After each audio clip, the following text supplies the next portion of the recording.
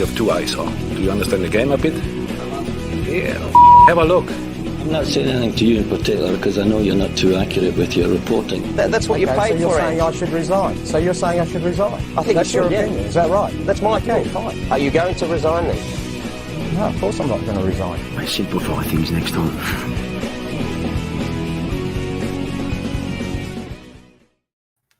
Good evening, ladies and gentlemen. Welcome to the national curriculum. I may have come in a little too hot there based on Nick Debano's reaction. Remember the Nick hard of hearing after that. Welcome to the show. I'm here. I'm your host, Nick Stoll. I'm back in Australia. I couldn't be more depressed about that fact. The post-travel depression is strong, but I'm here. I'm wearing a shirt. I don't have shitty audio quality. I'm not in Frankfurt Airport. With me, of course, is Nick Debano, the second best Nick in the show. Nick, tell us what have you been doing today? I'm not going to say because you're just going to make a pun out of my last name. That might happen, yeah. Literally, every time I tweet, it's like a countdown clock on how long is it going to take until I get a notification saying Nick Stoll replied with D' something. And you've tormented me now for a week, Stoll. Like, you're having too much fun with this. Look, basically what happened was I got to enjoy the show in the comment section with the people because I'm the people's host and I like to experience the show like the people did last week. I very much enjoyed listening to the show. But then, the people who were writing all the Nick D puns, it was some of the best. It was better than what was being talked about at the time. So shout out Lockie Flanagan, who was writing some of the excellent puns. Shout out Joseph Cercone. He did an amazing one. I think it was Nick stole the show, which I really liked. Nicholas Webster, we've got an early comment come in. He says Debano, the Nick with the most ticker. No, he is the one. He's the one that is true. who most needs the ESPN paycheck. That's why he keeps turning up. Mate, I just keep showing up because I got the ticker Stoll. Like, I don't let holidays get in the way, even though I am going away in 2 weeks. I'm not going to let that get in the way. I'll be tuning in from the road. Don't you worry, Stoll. I'm not going to let the team down. Don't worry. You might be wondering why you can see if you're watching. Obviously, you can listen to the podcast, but if you're watching the YouTube stream, we encourage you to do that so you can comment and participate in the show and do puns based on Nick's surname. Joey is joining us, I believe, from his car. Joey. Yes, I am currently driving home from my work. I mean, you talk about ticker, and perhaps Nick Debano does have the most ticker of any people on this show called Nick. Given that he only has to beat Nick Tickler Stoll, that's not very hard. But yes, I am driving home from work, tuning in. Well, not tuning in. I am joining in from the road from an undisclosed location, which I can disclose is somewhere along Bell Street, just outside Bell Street Fitness, as I pull up at the red lights. Looking forward to the show and making sure that I keep you guys on track because you two do descend into nonsense on occasion. Man, how about you? You give 9-minute answers every time there's a question asked. All right. I went through security at Frankfurt Airport. It was a massive line. You started an answer. I went through, put my phone in, got my laptop out of my bag, took my shoes off, went through the thing where you got to hold your hands up and they scan you. Then they wiped me down for a bomb test. And then you were still given the same answer. It was incredible. Listen, what you get up to in your own free time, Nick Stoll, to enjoy yourself is none of my business. But I apologize for trying to bring a bit of substance and intelligence to this ostensibly substantive and intelligent football podcast. Here we go. So you've poked the bear now, mate. You've poked the bear. It's all right. The bear needs a bit of poking. But I will say, Joey, we need to commend you for a great interview with Nani that was dropped on the podcast feed for TNC. So if anyone hasn't heard that, check it out. But Joey, what was your kind of big takeaway from speaking to Melbourne Victory's Marquis Sani? It seems as though there is a real commitment from him to, this sounds sort of like breaking news, water wet, but there is a genuine commitment from him to play and to succeed, which, given the A-League men's history with marquee signings, just look at the major bling-bling signing that we had last year with Daniel Sturridge. Admittedly, Daniel Sturridge was working against a whole bunch of stuff, but Nani's rocked up 3 months before the season starts. He's doing training. He seems to be buying in. So that I was most taken, at least either he's been very well briefed and very well media trained, or there is a real level of commitment to playing for Melbourne Victory and succeeding and winning football matches. At this point, I'm leaning towards it being the latter. Alan Riley has commented on YouTube, and we love your comments, so keep them coming in all throughout the show. Agreed, Stolich. Great interview with Nani, and he's just added an extra H there from Joey. So well done to you, Joey. Really, really appreciate that. It was a great interview. Go check it out if you haven't. Tonight, look, a lot of topics going to be on the show tonight. We're going to talk Ernie Merrick being the new chief football officer, the disruptor for Australian football. Nick Dabano, what else are we going to talk about tonight? The disruptor. What is he? What is he meant to be? Disruptor. I don't think disruptor is a word. Did you like mix up disruptor and destructor or something? And I'll be honest. I've been speaking multiple languages for the past month, so my English might not be the strongest tonight. Okay. No, what I think you'll actually find is that he's actually been appointed as Football Australia's chief transformer. I'm actively currently trying to reform the national curriculum, and they figure out there's been too much Decepticon influence in our football. It doesn't work in this context, and we need to figure out and get more Autobots, which is what we excel at. So what you start, Joey? Be careful. The more pop culture references you make, to be another one for Stoll to add to the blacklist of surely wrestling references. No Transformers references. Or we let have Transformers references. I know Transformers like everyone else from the movie with Megan Fox and who was the guy who went a bit nuts? Shia LaBeouf. Shia LaBeouf, yeah, him. Anyway, so we're going to talk about that. What else are we going to talk about? We're going to talk about Australia Cup. We're going to talk about A-League signings. We're going to talk about the young... what's the Junior Matildas even called? The under 18... The Junior Matildas. Well, I thought there was, we got the Joeys, we got the Young Socceroos. I thought maybe the under 18 Matildas had a name. But anyway, the Young Matildas, congratulations to them. They won the AFF championship. And then obviously the Joeys, although I don't even know, are they considered the Joeys if it's the Australia under 16 team, or is that only the under 17 team? Joey, can you help us out with that issue? Under 17s and 16s and anything below that generally considered Joeys. Anything from under 18s through to about under 21s considered Young Socceroos. Anything above that outside of senior level is the Olyroos. Cool. And of course, there was the Doctoroos, which was a team of Australian doctors at one stage. So there's plenty of teams that played in that. Oh yeah, there you go. The Joeys had a bad loss to Cambodia, so we'll get into that a little bit, and we'll get into whatever you guys basically want to talk about in the comments. So get your questions coming in, because that's how we make the show last 2 hours. A few people are asking, like Lazar11, is Jukic still X-Files MIA? Look, let me tell you about Ante Jukic. All right, this guy's done a Cristiano Ronaldo. All right. He's just refusing to turn up. He's sending us messages like the King podcasts on Sunday, right? And then never turns up. He leaves early. Man, he's obviously trying to engineer a move away. All right. He's obviously thinks he's too big for the TNC thing. I actually think he's scared because look what happens. This guy never shuts up about Modric being better than Messi. And what happens today? Messi scoring bicycle kicks. Messi's doing assists. Messi's doing goals. He knows what's coming. 2022, Argentina's going to win the World Cup. Messi's going to be declared the greatest of all time, undoubtedly. And then Modric, man, forget about him. So we don't know where Ante is. We don't know. All I'm saying is that consistently has refused to deny he's seeking to force a move to the official A-Leagues podcast. Yeah, that's it. He just, he keeps saying that he's, because obviously he's a TNC legend. The fans love him. But like Cristiano, he's ruining his legacy a bit. The Homer legend says, I miss Ante. I'm only tough on him because I love him. Lol. I mean, yeah, there's a lot of us like that. Dabano, do you miss Ante? I miss Ante. We all miss Ante. We all do. I know you're saying he's scared of you, but I think you deep down, you miss Ante. You almost project more and you have to say more to cover up the fact that you actually miss him a lot. It's okay to admit it, Stoll. It's okay to say, I miss Ante and I want to tell him that Luka Modric is a better player right now than Messi.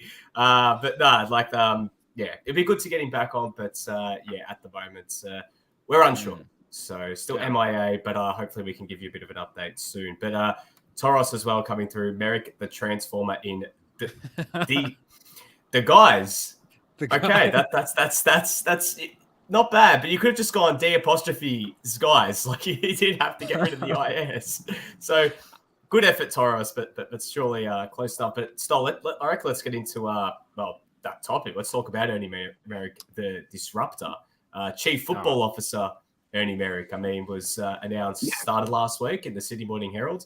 I guess first of all, why don't we go to our man on the road, Joey? What are your thoughts on the appointment? And if your answer could not last until you get home, plug in your mic and actually broadcast, that'd be great. It'd just be interesting to see let's see how long this answer lasts. I reckon Joey will actually be able to come in person by the time he finishes. Joey, go. Ernie Merrick. Well, listen, I can't go too long because my phone's got less than 10% battery, so it's going to die at any second now, and I'm going to go quiet until I can get Someone home. Get a charge at a Bell Street. Ernie Merrick's appointment as the Chief Football Officer it's an interesting one. And there's a number of avenues that you can explore surrounding it. One of the things that really caught my eye is an interview that he did with Keep Up in the days after, where it was revealed that he only applied for the role a fortnight ago, well past the deadline for submissions. And just, this is me completely ignoring Ernie Merrick's suitability for the role itself at this point. I'm just wondering what the process looked like, given that how long has Football Australia been looking for a Chief Football Officer? The stories have been out for months and months, yet the candidate that they have chosen only applied 2 weeks ago. What does that potentially say about the candidates that applied elsewhere? What does that say about Australia's standing? It says availability is the best ability. Ernie Merrick was like, I'm available. And they go, all right, that'll do. Very good, Nick Stoll. What sort of caliber was Australian football attracting before Ernie Merrick threw his hat on the ring? Is it good, is it good process for such an important role to tap the candidate that didn't actually apply by the deadline and, within a week or two of vetting him and figuring out his vision and all of that sort of stuff? So from a procedural standpoint, it was perplexing. Now, from Ernie Merrick himself, it's interesting in the sense that a lot of his statements surrounding how he sees the role, I mean, he was actively pushing back on the disruptor tag in, the initial story by the Sydney Morning Herald and Vince Regari. He's not going to be he was more a consensus building candidate, which to me sort of goes against what Football Australia have been saying they were going to bring in. They were going to bring in somebody that was going to get noses out of joint and fix things and, have those hard conversations. So there's a bit of a disconnect on that front. And it also, to me, in that, once again, I'm not at this point removing this from Ernie Merrick's abilities and as an administrator and football person itself, it doesn't speak a lot to what Football Australia were talking about. We're going to bring in a disruptor. We're going to shake up the system. And then they appoint somebody that's been in Australian football for 4 decades. I would have thought, if we were getting a disruptor, somebody that was going to blow things up, it wouldn't have been met with universal acclaim from all the entrenched stakeholders like Merrick's appointment was. I would have hoped that the initial reaction would have been some people like, oh my God, I'm going to lose my job because the disruptors come into town. So it was interesting on that front. But I'm going to stop the answer now, and we'll get to Ernie Merrick's as an individual suitability later. Debano, we had a question come in from one of our listeners, Edmund Our Young, one of our regulars. He said, would TNC football able to discuss Ernie's appointment without resorting to any cheap ageist claptrap? Edmund, it's a really great point, but of course not. He's an old bastard, 69 years old. Come on, mate. What's he going to disrupt a bingo night? I'm just kidding. It's just a joke there because, I would have loved Marcelo Bielsa to come in and be the disruptor of Australian football. And he's, I think, 63 or something like that. So the issue, I don't think, is Merrick's age. But as Joey points out, 4 decades in the system, he knows the system well. And I think, there was a lot of, a lot of people saying, whether it was Danny Townsend or Simon Colosimo or, I saw many figures in Australian football say, oh, this is a great appointment, da da da da. But do you think it's a bit strange that they've appointed someone who has been so entrenched in the system for 4 decades? Yes, that's my number one thing that's come out of this is that, you'd think with a role that has been which came as Tony Pasolio came in the comments saying they've been advertising since late March. Remember what was happening in late March? That was just after the Japan loss. It was confirmed that we were going through the playoffs. It was literally, to paraphrase Ray Gatt in the sense of, being one of the darkest days in Australian football. Well, it was not an easy time. I mean, Arnie was, being tipped to be heading for the sack and everything else. And they said, well, we're going to bring this disruptor in to shake things up because, that's apparently what we needed at the time. So hiring someone who's been part of it, been part of the system for quite some time, you can't help but feel a little bit underwhelmed. Not saying anything against Ernie Merrick personally, because I think that, he's got credentials and a massive resume to back up that, he's been there and done that in various different roles. But, I mean, this was touted as someone coming in from overseas, as Joey said, to be the big bad. What's his name off if the movie Friday, is it what's his name again? And he comes in, everyone always in the neighborhood gets scared because he's going to come and he's going to, mess things up and steal your watch. That's sort of, the thing. He's going to come in, you're going to be fearful for what's next. So, I mean, look, it's funny that, this role has happened because last night I was down at GMHBA Stadium where Geelong were playing St Kilda, and obviously Ernie Merrick's last role was at St Kilda. He actually formally finishes up at St Kilda today. In these next few hours, his role at St Kilda as a coaching mentor ends today. And his role at St Kilda, if anything, was being more of a disruptor because he's coming in from the outside, almost acting as a coaching mentor. And the way Brett Ratton, who is the senior head coach at St Kilda, was talking about him was he'd come to us and give us all this feedback about what we can do better. Wouldn't say anything, he wouldn't be necessarily coming in criticizing us every time, but he'd be giving us feedback on what we could do better as coaches. Now, I know that's a much smaller role compared to taking over and being in a role that's, in a big governing body compared to of just one football club. But that's, that role was more disruptive than maybe this is. So I don't know. I think that I can't help but feel just a little bit underwhelmed. I mean, we'll see what happens in the next little bit. I mean, he's been there and done that in the men's system and in the youth system throughout the 40 years, with the A-League men's and as well with youth football with his role prior to Melbourne Victory. But as well, we've got to remember as well, not proven with women's football as well. So that's something to keep an eye on how he sort of deals with that side because very different sort of environments and ecosystems compared to men's football. So that's something to keep an eye on. But we do have Vince Regari in the comments actually coming through and saying, yes, it's Debo. Sorry, Vince. Bit of a brain fade for a second. But yes, Debo off Friday coming in and disrupting things for Ice Cube and Chris Tucker. But yeah, that's kind of the main sort of takeaways I have from it is that overall, I'm a little bit underwhelmed, but I'm curious to see how it all plays out. Hey, I'll tell you who's a disruptor. 1 second, Joey. FB Skippy, Vince Regari, more popular on TNC than Nick Stoll. Outrageous from FB Skippy. Vince, great to have you in the comments. Open invitation for Vince whenever he wants. Vince, you have my number, obviously. You have Debano's number, I presume. Just send us a text and we'll send you the link if you want to come on and discuss. Vince, if you want to come on tonight, mate, more than welcome. Come on. But yeah. I also understand if you want to enjoy, like I did last week, from the comment section. Sometimes it's better in the comment section. Joey, make a good point. Well, hold on. Isn't Vince on his honeymoon? Why is he tuning into us? Look, I think he's had a couple of honeymoons, and then I think there's a European trip that's also meant to happen in the future. Anyway, well, if he's in Europe, it's early morning. I don't know. Just no, I think he's in Australia. I think he's in Australia. Oh, okay. Let me getting back to Ernie Merrick. Okay, I think a lot of his suitability for this role comes down to what exactly was the job description. What exactly does Football Australia want him to do? Because we know the sell job that Football Australia gave.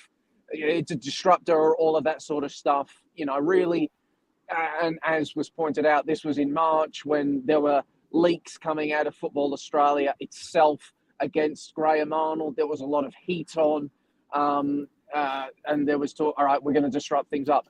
If that's not the actual thing, like when you look at some of the stuff that James Johnson talked about him doing, it's really sort of implementing a lot of the stuff that James Johnson has already earmarked as things he wants to see introduced into Australian football. He wants national second division, domestic transfer system, and all of these sort of things. It's not so much an actual disruption role as it is coming in and implementing policies that have already been earmarked by the Federation. Now, somebody inside the system might actually have a lot more luck with that and be a much more suitable candidate for that than, let's just use the hypothetical of Marcelo Bielsa. I don't like Marcelo. If you were hiring somebody with the express intent of having them implement a domestic transfer system in Australia, Bielsa would be terrible at that. By the way. Marcelo, sorry. Marcelo Bielsa would be terrible at that because he'd have no idea about who the stakeholders are. He'd have no idea how to play the politics in Australia, and it would all fall apart. He'd quit after a week. Yeah, he'd quit. Sure.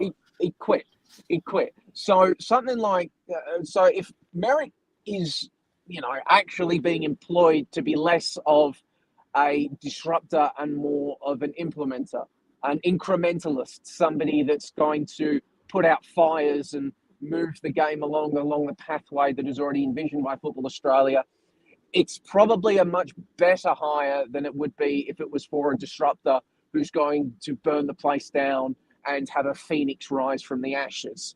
So it comes back to the definitions of what he actually is setting out to achieve when it comes down to this sort of stuff. And I mean, he's effectively the technical director.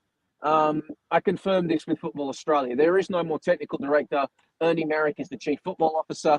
There is a performance manager, and there are the national team coaches. So Merrick as a technical director is an easier sell, I think, than Merrick as a disruptor, destroyer of worlds. So I think that's important to keep in mind. And I think these discussions are important to have because we know we need to discuss what the sell job was and whether he can meet those expectations or what the actual realistic expectations are as well. We need to examine these things in more than just, through more than one prism.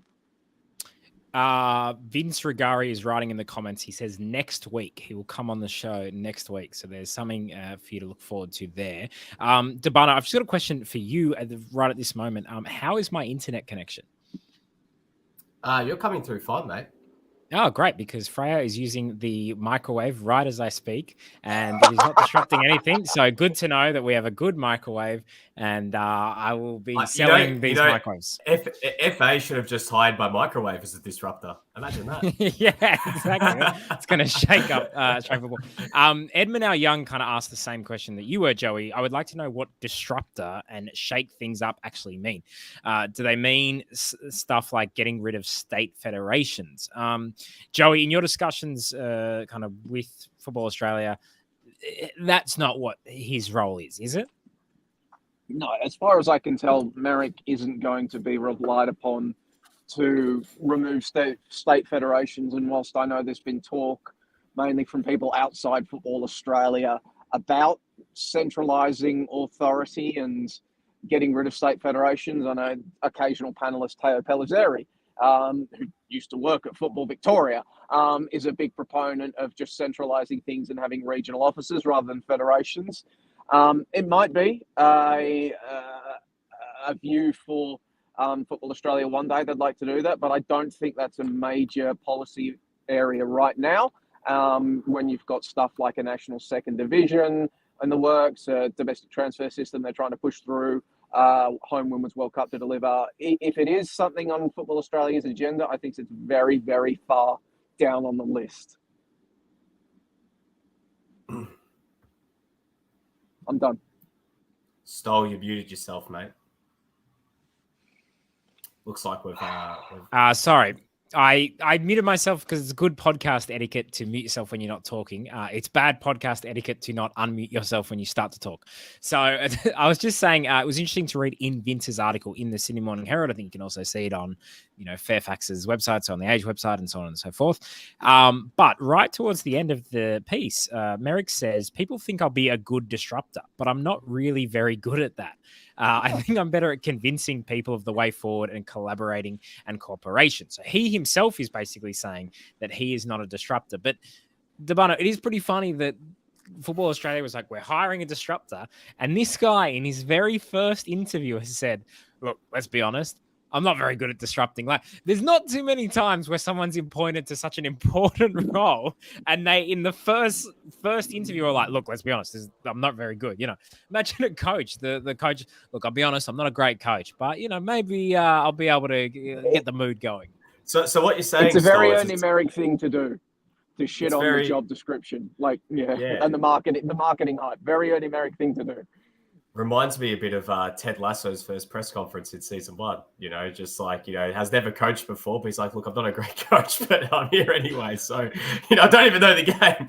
But no, look, Matt, well, can we rule out definitively that maybe that disruptor tag is just not a thing anymore now that they've hired Ernie Merrick? It's like, well, he's just not a disruptor. He's just a chief football officer. Like, we didn't get, who we maybe at the time thought, they're going to disrupt everything. Or maybe it was just the brainchild of one or two board members who one day just said, they're going to be a disruptor. But then at the end of the day, it just was, it's just the chief football officer. So I don't know. But maybe it's a very corporate thing. Yeah. It's we want to disrupt, we want to come in and we want to disrupt the market and stuff. It is a big kind of corporate buzzword. But to be fair, like, I know Ernie Merrick doesn't write the headlines of this, but it does say Football Australia appoints Ernie Merrick to be key disruptor role. So they were talking about previously that there was going to be a disruptor. Now they're saying not so much.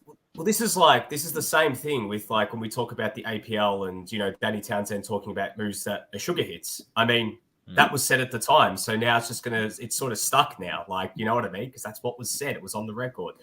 Disruptor on the record. So now it's kind of it's stuck. Like, it's sort of just going to be known forever as the disruptor role. I don't think people are going to, call him chief football officer per se. Because, it's the official title. But, when you say CFO, that sounds more like chief financial officer. You know what I mean? Yeah. Even when you abbreviate it, like, that sounds like a role in a completely different department to what Ernie Merrick's doing. So, maybe it's just a change-up. Maybe just doesn't want to be called the disruptor. Disruptor is a very strong word. Like, yeah. As we said before, like, that when you hear disruptor, you think chaos. And yeah, you're going to put noses out of joints. I know. It doesn't seem like this is the thing I also think about Merrick is, when I think of Merrick, I think of his time with Melbourne Victory at the start of the A-League season. And, he won 2 championships and the team in season 2. I love that team with Fred and Archie Thompson and Danny Allsop. And they obviously won the grand final 6-0. And to me, it was one of the great moments of the A-League's history. So, you give him credit for that. But even when he was a successful coach, I would never have described him as a particularly disrupting coach. Tactically, he was very calm demeanor as well. Never celebrated when his team were up. He was very cool, calm, and collected. To me, I would say like Ange was a disruptor in the way that he played. Ange, he wasn't at the time particularly outspoken because he was just concentrating on what he was doing at the time. But Ange was disrupting in his style of play. Brisbane Roar was absolute disruptor to the competition. And then the way that he kind of coached Socceroos was quite a disruptor role. And obviously now he's disrupted a bit in Japan and in Scotland, and Celtic won again overnight. So that's going great. And I guess this is the big thing for me is that while, I wish Ernie Merrick all the success in the world, and I hope he does very well. And I hope all the people who are saying what a great appointment he is, I hope they're right. I really do. And, he is, and Ernie Merrick, has been successful for many years at many different things. But I just think what Australian football requires is massive, massive changes. This game, we see it. It needs a massive kick up the arse at every level. The A-League needs a massive kick up the arse, both men's and women's competitions. Junior programs, whether it's elite programs or, just the ability to the registration costs and, at all levels, this game, never mind just the kind of elite football pass, which it kind of is what a technical director looks at. But there's so many aspects of it. And, as important as it is for, to build relationships and get consensus and slowly get there. And people always say, oh, we need the whole game to be united. To me, that's just never going to happen. So, I'm worried that we're basically just kicking the can down the road, and we'll make very few incremental changes over the next couple of years. And, and there's points have been made about, his, like you said, his experience in women's soccer.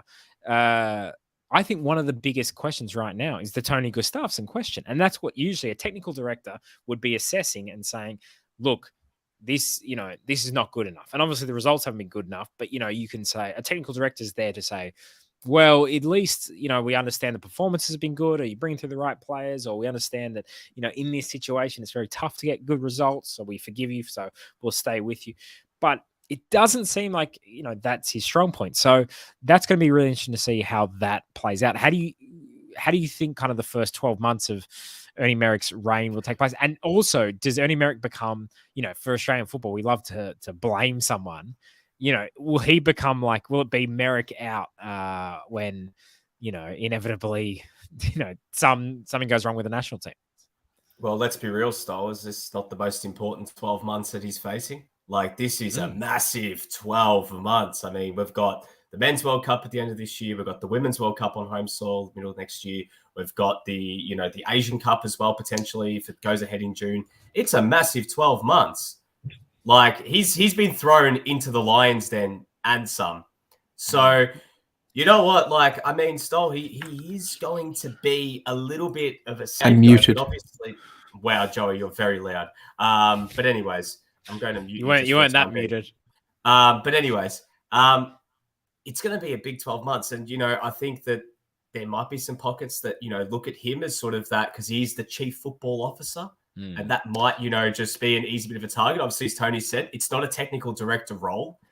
So it's just interesting to see what sort of scope he'll have in terms of, the overreaching and overarching, view. What is he going to be in Arnie's here talking to him about, what players he should be bringing through? Is he going to be in Tony Gustafsson? He's going to be in Trevor Morgan's here, Ray Dower, et cetera, et cetera. So that's something to certainly keep an eye on. I am very intrigued to see, if we trace this back to the 7th of August in 2023, just how things have changed from now until then and what Ernie's done. Because we've been shouting, all the stuff you said about we need a kick up the arse in all sense of football, whether it's in our national teams, our grassroots, the A-League, whatever it might be.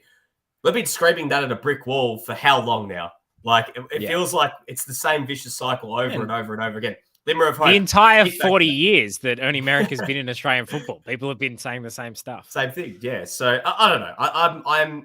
As I said, I'm very curious if we're still doing the pod by the time the 7th of August next year rolls around, which I hope we are.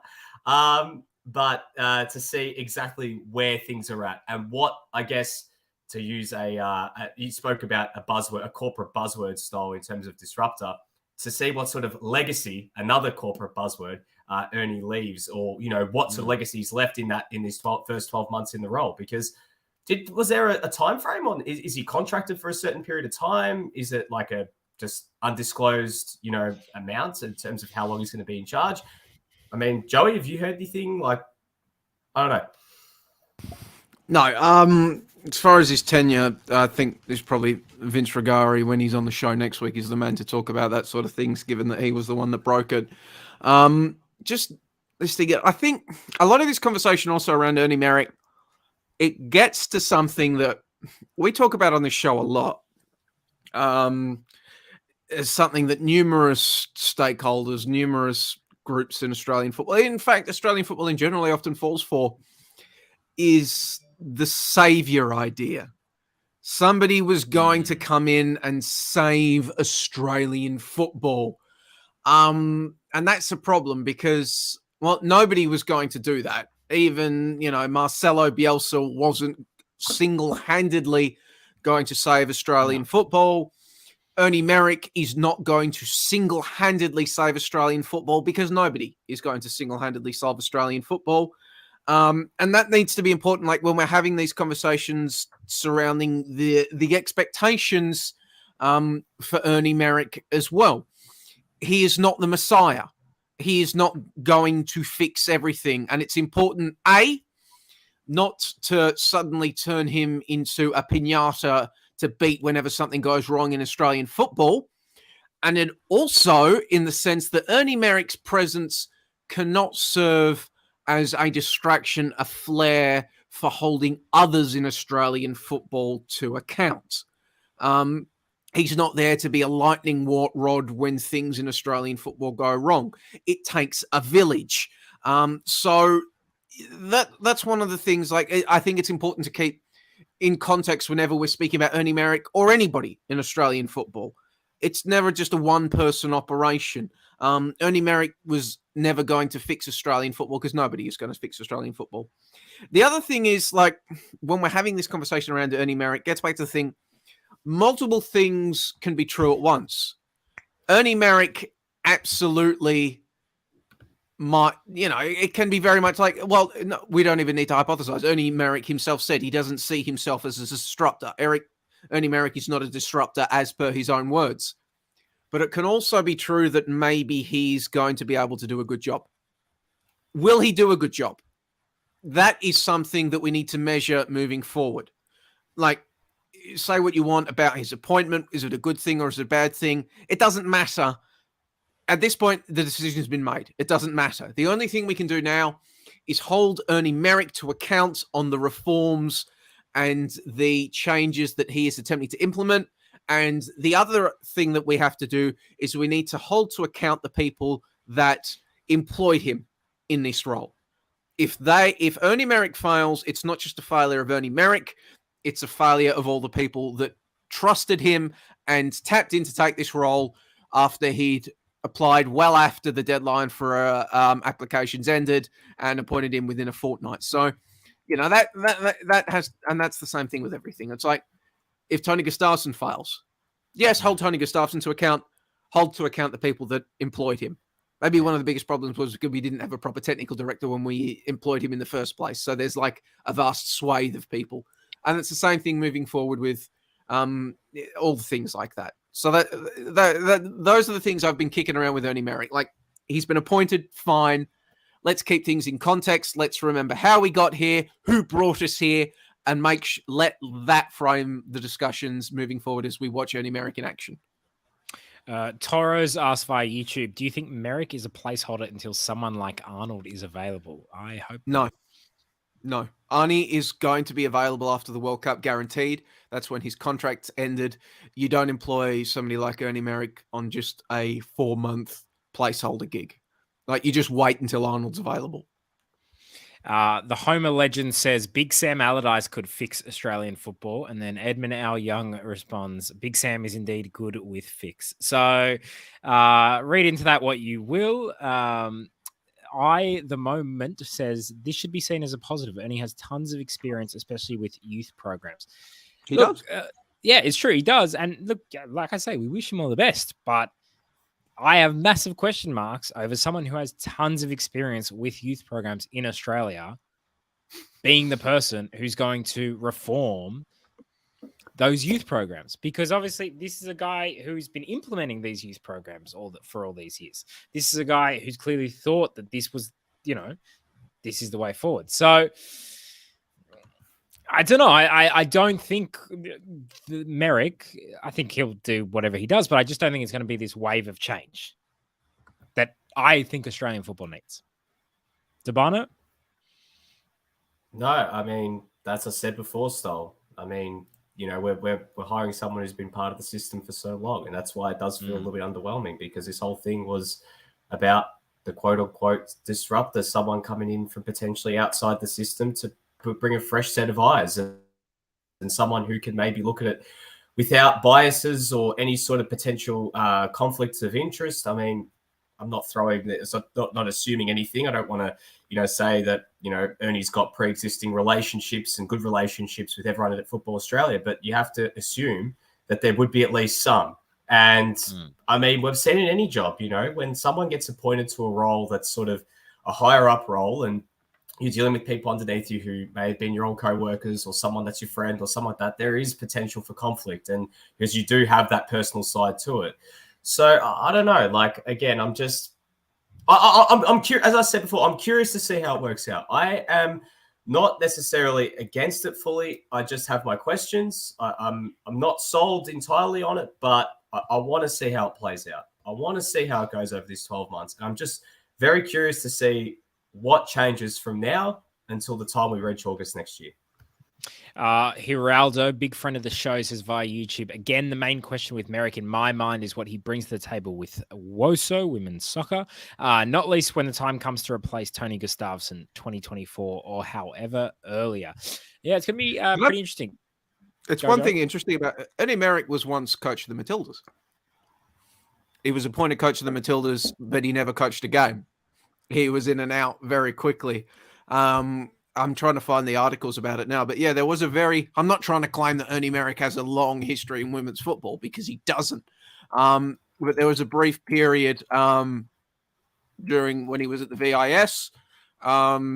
This was back when it was the Australian Soccer Association. There was one point at the Matildas where, he was going to coach the Matildas before, I think it was maybe 4 or 5 weeks later, he wasn't the Matildas coach anymore. There you go. Well, I hope he lasts longer in this role than he did in that role. I like Cuervo Koala taking us in a different direction. He says on YouTube, quick sidetrack, Kai Rolls and the only Aussie starting in the Edinburgh Derby tonight. Miller, Boyle, Devlin, and Atkinson are on the benches. So that's Hearts v Hibs. Guys, I've been in Edinburgh recently. That's a great city. All these times, all these Aussies who were going to Hearts and Hibs, and I was thinking, man, what are you doing going to Hearts and Hibs? What is there to do in Scotland? Edinburgh is an awesome city. I highly recommend if you're an Australian football out there and you have the opportunity to go play in Edinburgh, great choice. Go for it, my friends. I'm totally on the Edinburgh thing, and hopefully we finish this pod before that game starts so I can watch it. I don't know who I support, but Edinburgh. Isn't the game in 40 minutes? Yeah, bro, young you just broke young Lockie boy. Flanagan's heart. You don't know if you support Hearts or Hibs. He supports Hearts. Hearts. Yeah. Hearts. HEA. RTA. Maybe I'll support Hibs. I don't know. Lockie, get in the comments. Let us know who I should be supporting. Torres says, yeah, he got injured, but Atkinson was poor against Ross County. So there, Nathaniel Atkinson. Bit of a Aussie abroad watch. Where do you guys want to go now? Should we talk Australian Cup? I was going to say, Stoll, if you want to wrap this pod in 40 minutes, you're going to be up against it, mate, because the game does start at 9 o'clock. So we can do a bit of everything here. I've come back from Europe. I'm relaxed. I'm reformed. I can keep this pod under an hour and a half. Sure. Let's go to the Australia Cup. Let's go to the Australia Cup. So we had a few games midweek. I'll just bring them up on the screen. But kind of the biggest one in terms of the big names was Western United's 2-1 victory over Melbourne Victory. You guys were both at that game at Amy Park? Yep, we were. What did you guys think of that game? Debano, give us your initial thoughts. Well, it was not the most Western United win possible?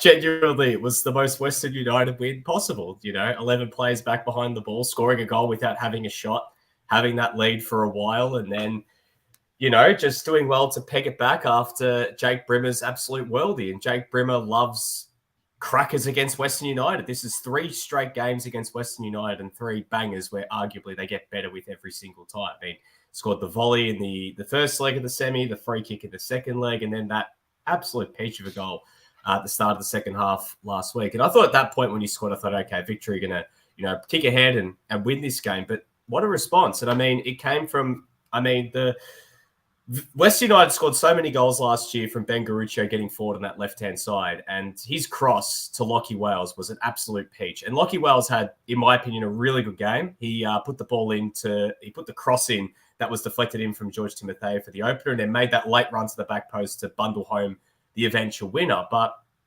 that was just peak West United, and they had to hold strong. They really had to hold strong when Leo Lacroix went off injured. John Aloisi said it's, nothing too significant. That's at least what he said on Wednesday. But, when Ben Collins came on, they were really up against it because Victory just threw everything at the kitchen sink. They brought Nani on. He got about 10 minutes or so. He had some nice moments, a bit of skill, took on some players, won a few fouls, almost scored. There's that. But there were just some things I think. I mean, there's still both these teams are ironing out chinks in the early part of their preseason preparations. But for Western United, So they're ironing out what? No. Kinks, It was kinks in fine. the armor. Kinks. Kinks. Sorry. That's genuinely my mistake.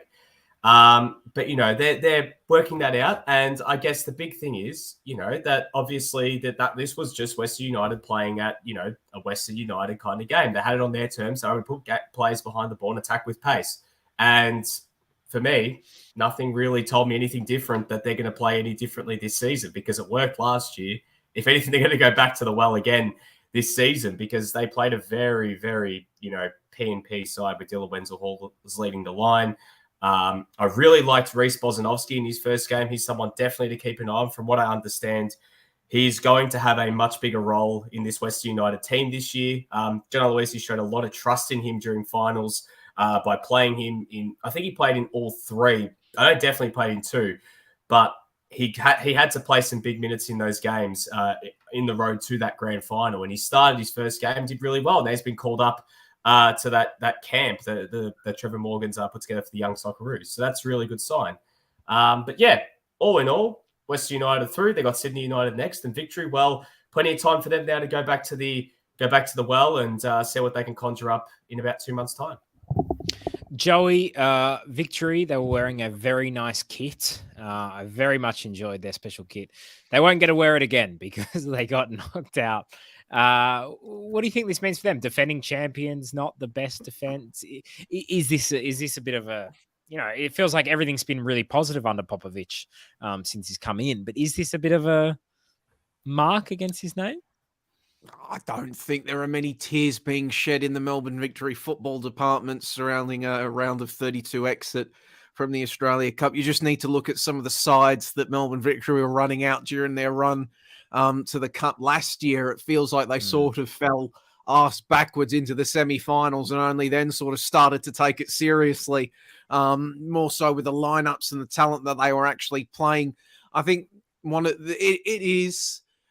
especially in this new format where we're getting everything in ahead of the start of the A-League men's season, it is one of the biggest challenges the Australia Cup faces. It's getting buy-in from A-League men's sides to treat it, it's like a huge, major, devastating thing.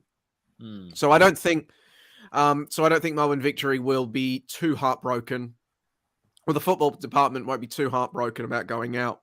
That said, still think there's a few areas maybe Tony Popovic can look at. I'm thinking so that first goal, the own goal that Victory comped, George Timotheou.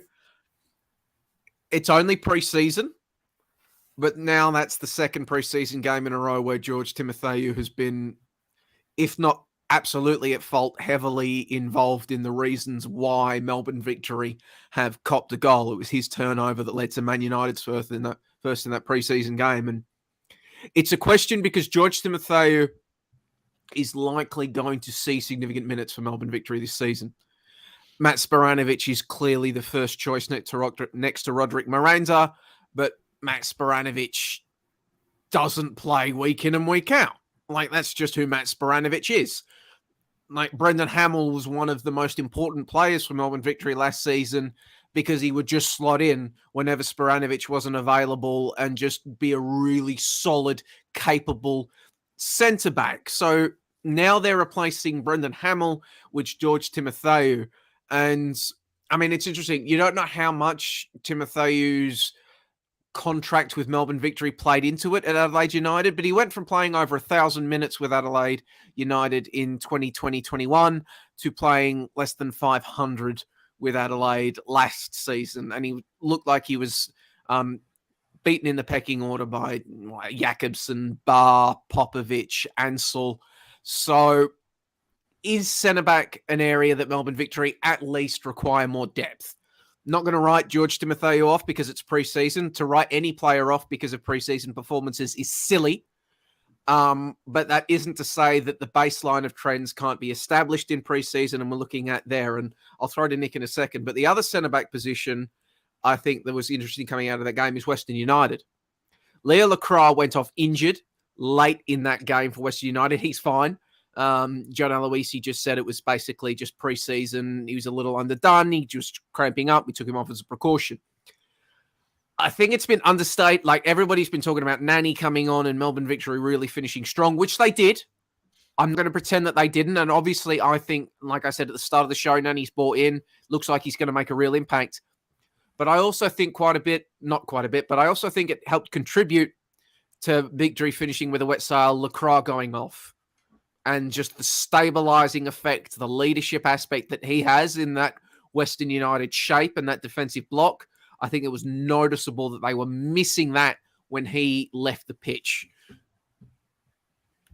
Yeah, I think sorry, Stoll. I think the other thing to really keep an eye on is just in terms of Melbourne Victory is this is not Melbourne Victory at full strength, at least defensively either. I mean, you mentioned Mats Branovic, but at fullback, they're not anywhere near full strength right now. Jason Gary has had an injury setback, so that's Stefan Negro at fullback. They had Jay Barnett again playing at left back while Cadete gets up to speed. He came on, he looked quite gassed towards the end, which goes to show he's still building up his match fitness, and that will take some time. And by the time October rolls around and plays a few more of those organised preseason friendlies, like they're playing Dandenong Thunder on Wednesday night down at George Andrews Reserve. So there'll be more opportunities for him to get his fitness up. But I think as well, you know, the one thing that I found interesting in terms of shape is with D'Agostino out, and I know Tommy Juric has had barely played, but seeing Chris Economidis used as a striker in both games now, both against Manchester United and against Western United, because, I mean, he does provide a little bit more, you know, movement. He's not as sort of much of a, you know, in terms of comparison with Juric, who's more of a hit-up striker. He's got the size, got the physicality. Economidis is a bit of a, you know, a mixed bag, bit of an X factor. He can do a lot of different things. I mean, he's primarily a winger of trade. So that's something I think to keep an eye on as to who does lead the line, even when D'Agostino does return from injury, because he had that shoulder injury at the end of last season and played through it. And then, you know, he's had surgery. He's got himself, you know, now preparing himself to get back.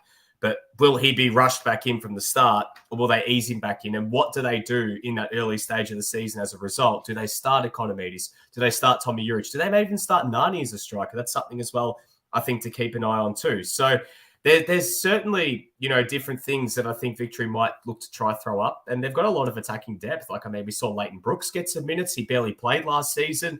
Nishan Valupale got a start, which I think was really good because I really rate Nishan Valupale as a young prospect.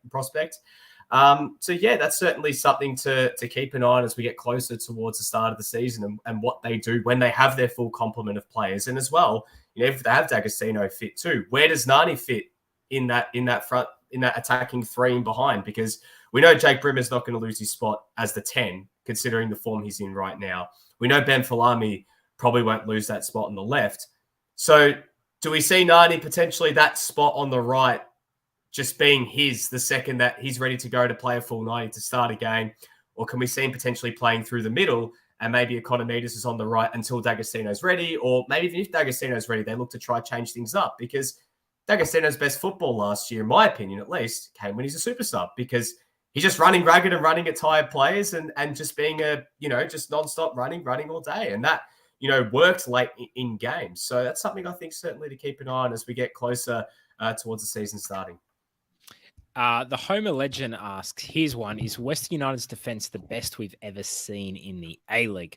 Cuevo Koala responded to that and said Sydney FC 2016-17 conceded 13 goals in 29 games, plus Geordie Boyce was fun. So that was Alex Wilkinson was in there, Ryan Grant, Seb Ryle, I think Danny Vukovic, Andrew Redmayne was actually Michael Zulo, and Danny Vukovic was in goals.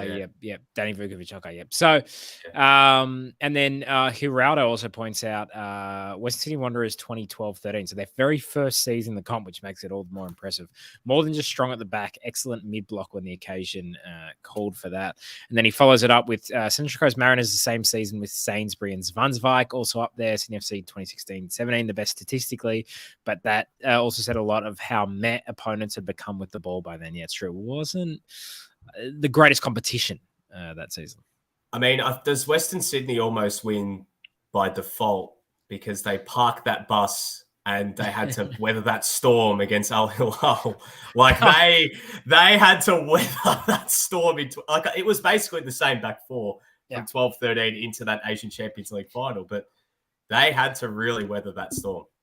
One thing I'll say about that is you can't say a defense is playing amazing if your goalkeeper is having to bail you out. And Ante Kovic had one of the best games in Australian football history in that final. Plus the referee. Look, I still think it's one of the greatest treatments in Australian football. But the referee was absolutely the biggest Wanderers fans of all time. Like, that was a scandal how much he was on the Wanderers side, and obviously the Saudis have never forgiven him. But just I think just a quick one, just to touch on that about Western United's best defense. I think it's up there, but they conceded a lot of shots last season. I mean, Jamie Young was making the most saves out of anyone last year, so like they were still shipping a lot of goals, and we actually didn't see that best back four out there that much as probably they would have liked to, because Josh Risdon missed a lot of football towards the tail end of the season, and they were forced to play Nikolai Topper-Stanley as a centre back at times, and Tomoki Imai was playing at right back.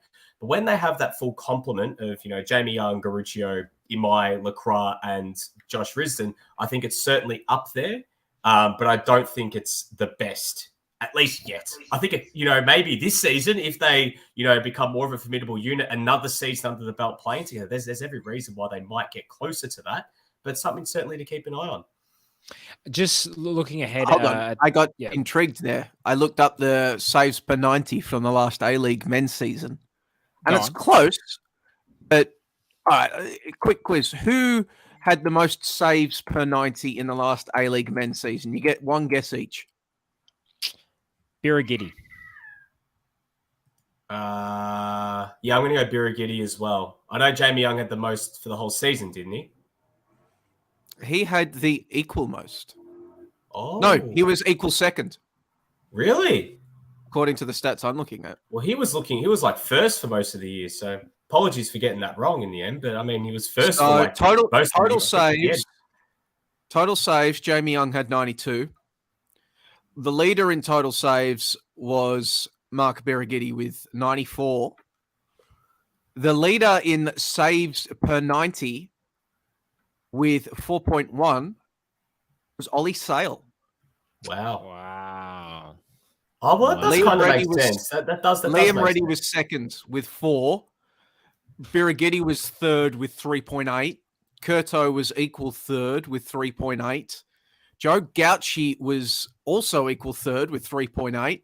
And then you've got Jamie Young on 3.7. And then you've got a massive drop to Andrew Redmayne on 3.0. Yeah, well, he is the grey wiggle that took us to the World Cup. So we love Andrew Redmayne. Another thing I was just going to bring up, we'll talk about the other games that happened in a little bit, but just looking ahead, kind of the teams that are left. Western United have to be the favourites, you'd say, to take out the Australia Cup at this stage, or Melbourne City, Sydney FC. Who do you think? Because if you look at the kind of teams that are left, we've got Adelaide, let's just say the A-League teams are left. I'd love to see a non-A-League team, an NPL team win. I don't think that'd be fantastic. I think it'd be very unlikely. I don't think that's a huge call to make. But Sydney FC is still in there. MacArthur's still in there. Western United, City play Phoenix. So one of those two teams is going to get eliminated soon. And then Adelaide United play Adelaide City, which I think is the game that everyone's looking forward to. And then Brisbane Roar have got Avondale. So Sydney FC, are looking pretty hit and miss at the moment. Adelaide United, they have the history in the cup, but not sure. MacArthur, it'd be a massive surprise if they won. Brisbane Roar were poor last season. You're kind of looking at Melbourne City and Western United again. Can you imagine that? And then they play the first game of the season. Yeah. So they play the week before the season starts and they play again. I find it very hard to ever bet against Adelaide United in the Australia Cup. Yeah, it's in the DNA. Does Carl Viet have like an Ancelotti thing? Like, Ancelotti had the UEFA Champions League last year. The meme was like he lifts his eyebrow and then suddenly Real Madrid make the big comeback. Does Carl Viet have something like that, do you think, with the Australia Cup with Adelaide? I actually want to put you're almost what is right. Carl Viet's thing? I think it's not Carl Viet as much as how Real Madrid are talking about DNA, and when the Champions League anthem happens, when we hear it, and you got to say, historically, look, they've won 14 of the things, and they've won it many times when they haven't even been the best team in La Liga. They've won it from third and fifth, and not many teams actually win it when they're so poor domestically. But Real Madrid do that. Adelaide United, also the same thing. They've won the Australia Cup multiple times now when they haven't, you wouldn't consider them the best team in the country. So maybe Adelaide United, which is cool, I think, if they're developing that DNA. Alan Riley says via YouTube, the Itz thing is swearing loudly at his players.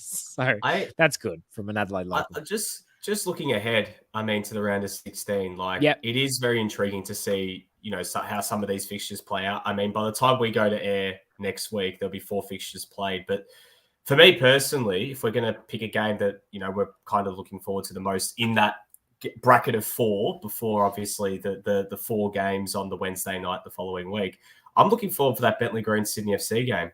I mean, Bentley Greens just won the Doherty Cup yesterday against Oakley down at Lakeside. They are the state league. If we're talking about Adelaide as being the dominant A-League team in the Australia Cup, if there's such a thing as a dominant state league team or NPL team in the Australia Cup, it's Bentley Greens. And being at Kingston Heath, we've seen a bit of magic there before with Bentley beating some A-League opposition. I'm not saying they'll beat Sydney, but Sydney aren't at, you know, their full tilt just yet. They haven't signed all the players they said they were going to sign. There's a lot of, this is not a complete picture just yet with Sydney FC. And I know Bentley are playing a lot of crunch games. They had the Doherty Cup on Saturday. There's a potential for a hangover. They've got important league games, you know, that sandwich that they have to play to secure a final spot. But you just never know. That's one game I am just really intrigued to see how it plays out, because I just get this sense that Bentley, and they've got some really, really talented players, could actually be a potential for a cup set on Wednesday. Don't think they will win, but I think they're going to really push Sydney FC. The Homer legend says, you know what? I'm tipping MacArthur to win the Australia Cup, especially if they get Rodwell. Again, De Villa, De Silva, Arzani, Rodwell would be the best midfield in the comp's history, in my opinion. I think, you know, we don't know about Rodwell yet, but I got to say, look, we know that I am not the biggest MacArthur fan, to say the least. I am excited if I get to watch Arzani, De Silva, De Villa combine this season. Like, that actually, to me, is super exciting. And if Dwight York lets them cook, that could be an amazing, amazing team. I think Arzani and De Silva alone could be one of the best duos in the competition. So, you know, MacArthur, I hope it works out, and I hope we see some really exciting attacking football. And, you know, what a story it would be. With De Villa, do we know if he is 100% coming back? Has that been confirmed? Is he back in Australia? I don't think there's been any official. I don't think there's been any official word, and I don't think it's fair or right to speculate. Yeah. So anyway, we'll see what happens there. Yeah. But one thing, here's a thing that someone said to me. They work in football, and they kind of brought this to me. So the Australia Cup, what we want as basically neutrals is we always want the NPL team to upset, you know, the A-League team. As you know, when you watch the FA Cup, you want the League One team to upset the Premier League team, and you know, Copa del Rey, same thing, so on and so forth.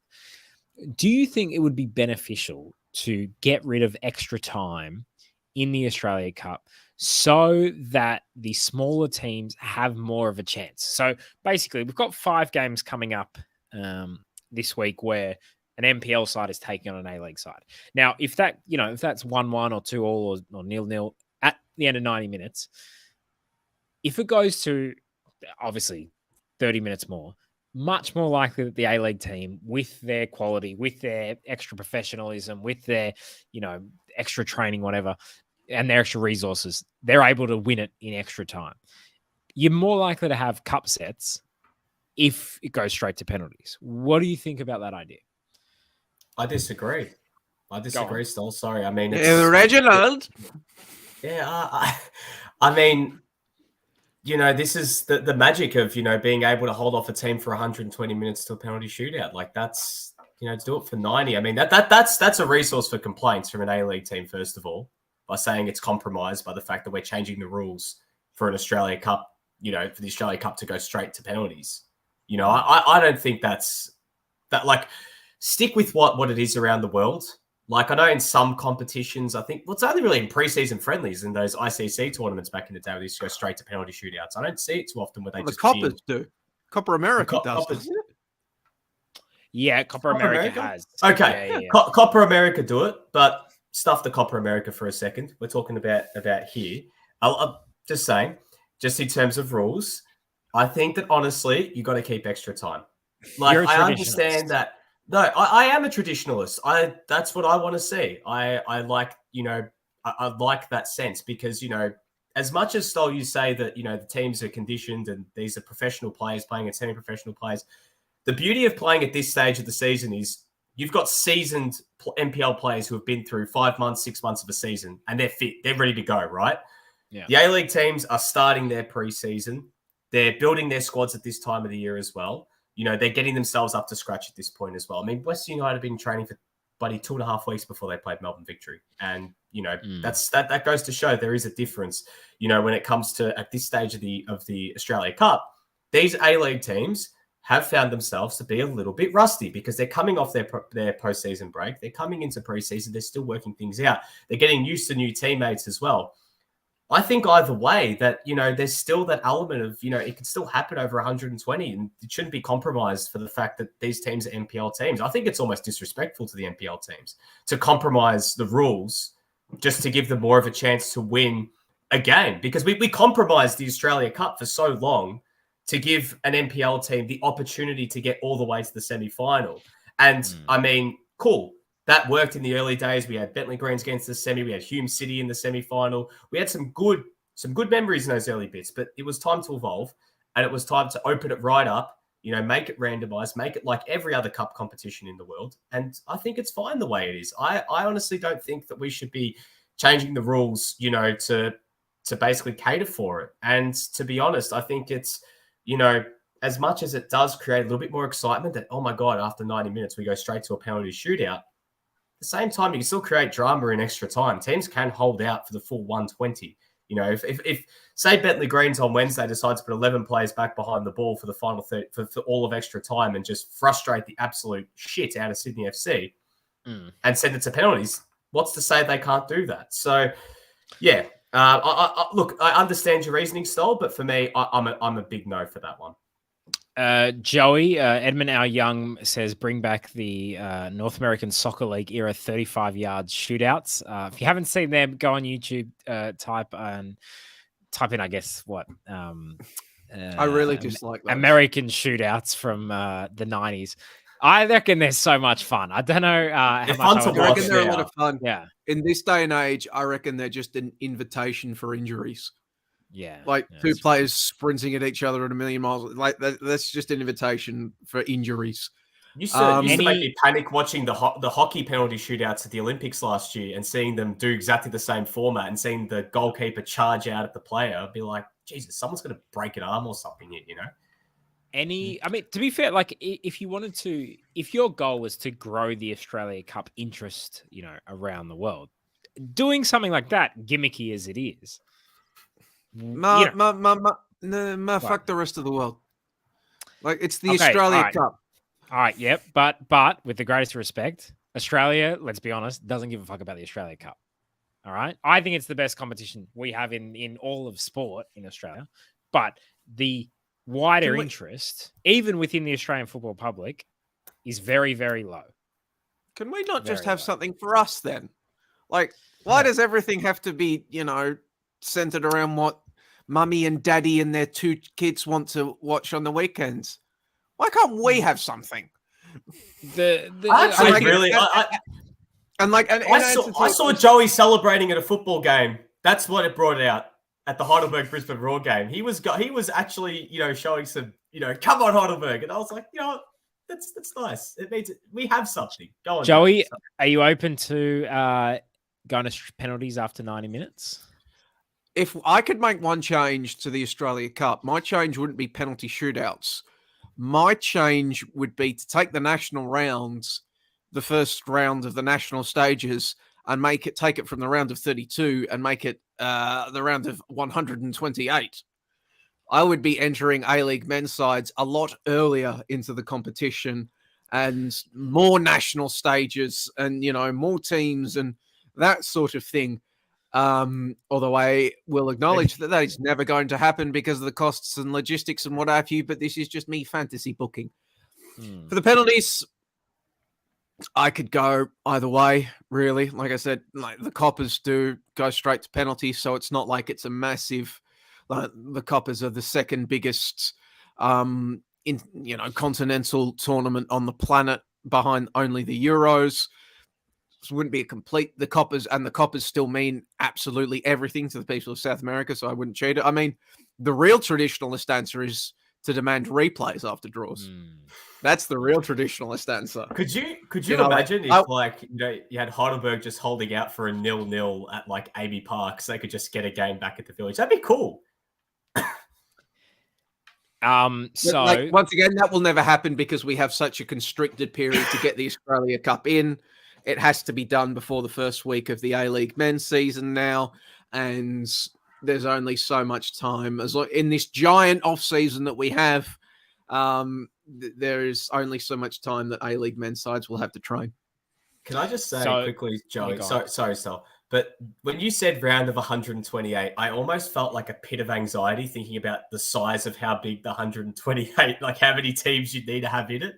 Like it's like when you see those things about like how you're such a small speck in the whole universe, and you're like, oh my God, like I'm so small compared to everything else. That's how it feels like going from 32 to 128. Like I'm all for it, but geez, that's a lot of teams, and that'd be pretty fun.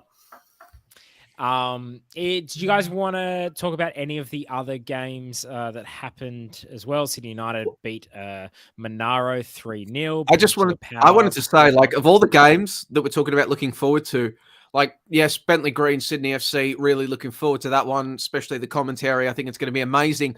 The game that I'm most looking forward to in the round of 16 has to be Adelaide City versus Adelaide United. Yeah. But that's 2 weeks away. We're going to do another episode before then. We'll do an Adelaide special. But yeah, like as soon as I saw that game come through, I think myself and everybody else were just like, I mean, I know John Aloisi was hoping to draw Adelaide City, but Adelaide City versus Adelaide United is going to be pretty special. What I'd love to know, and people who are from Adelaide who are listening in, let us know, how well supported is Adelaide City currently? I know obviously the history of them, and they have a great kind of NSL history, and a lot of great players have been produced by that club. But how deep does the support still run for the club? That's something I'd love to know, and that's something I'd love to kind of look out for. Because yeah, like you, Joey, I'm super excited about it. But that's more because of the history of Adelaide City. I actually don't know how much love there is for them. Still, I hope they, get good crowds, and there's a lot going on there. But I think it's going to be really interesting. But I'm looking forward even to actually, like I said, watching MacArthur this week, just seeing kind of how they're that playing duo. A state league team. Yeah, it's going to be exciting. I think it's going to be really cool. And also Sydney United, Western United. Sydney United, one of the biggest clubs up here in Sydney. Obviously, history have produced an incredible amount of Socceroos. Have produced certainly more Socceroos than Western United have.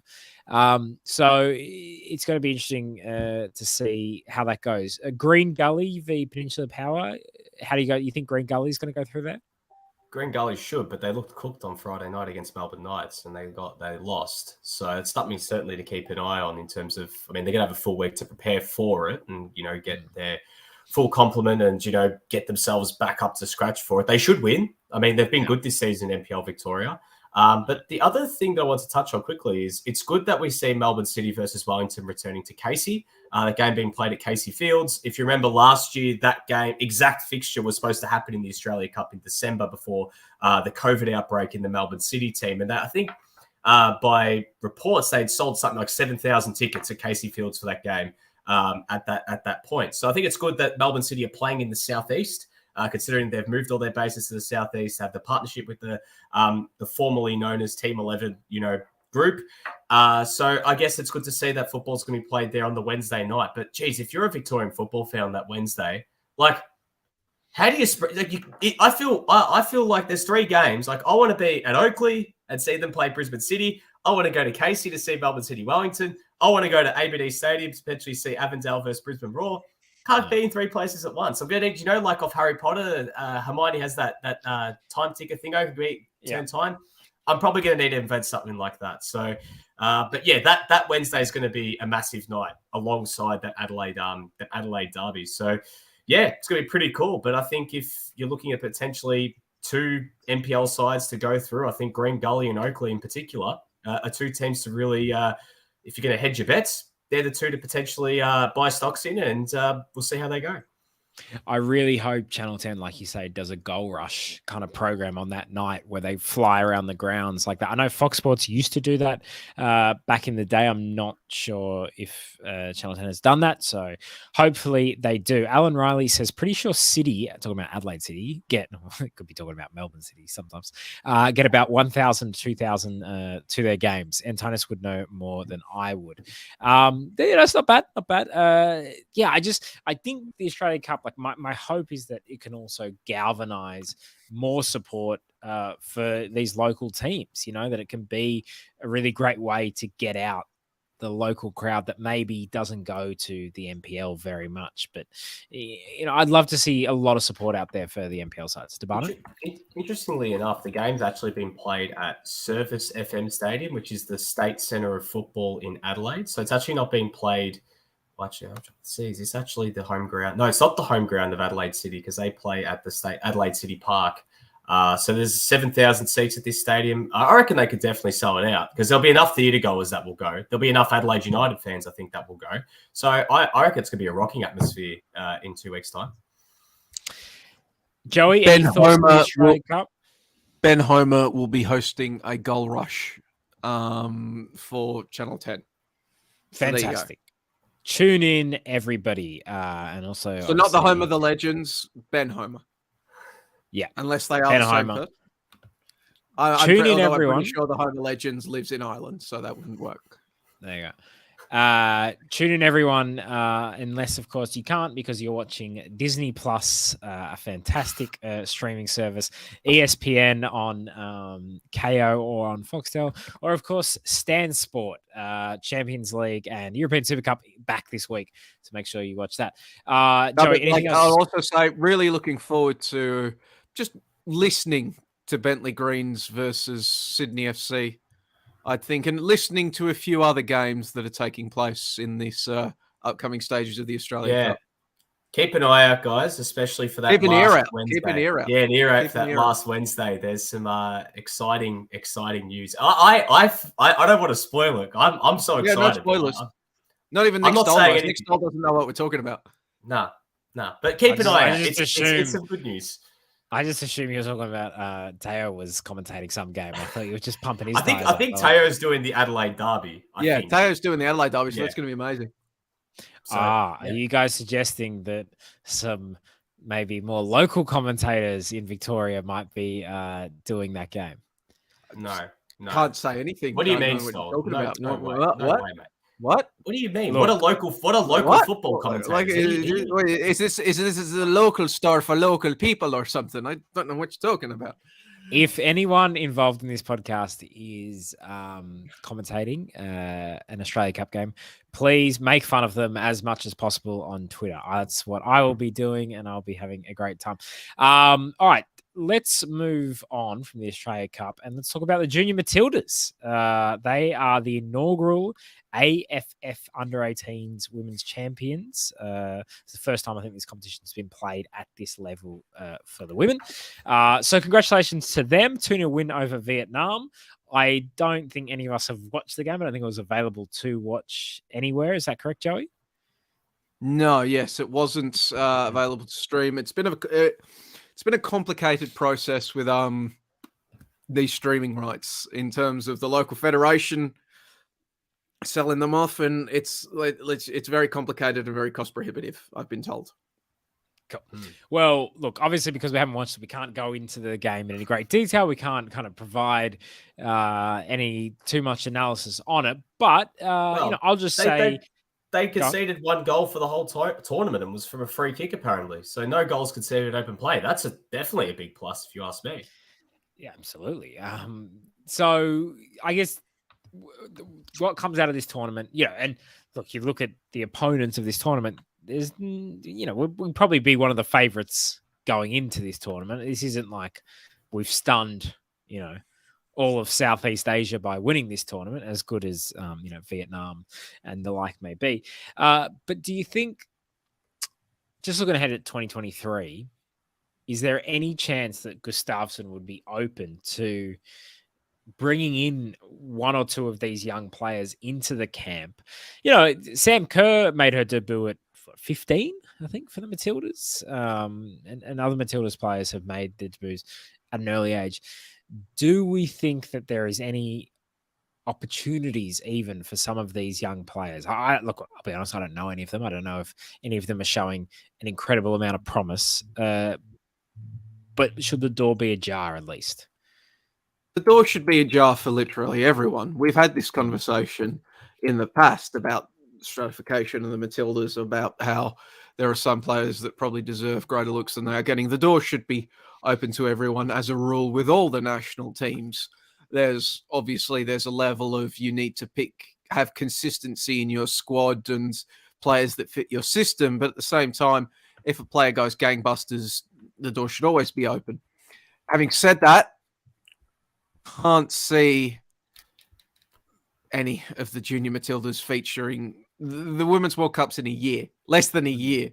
I can't see any of this squad that I don't think any of them actually have a Senior A-League women's cap, or if they do, it's like only a few of them, like a scant handful. I don't think, that's not good. And to be honest, at this point, step too far.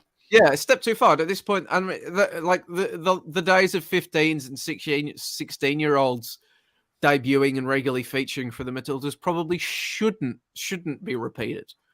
I mean, we want to have healthy developmental systems where there's a proper pipeline from junior Matildas, young Matildas.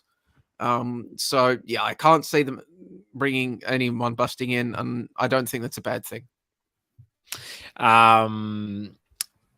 The Homer Legend is asking, forgive me, but was this the same tournament where they lost to the Philippines a few weeks ago, or is this a different one?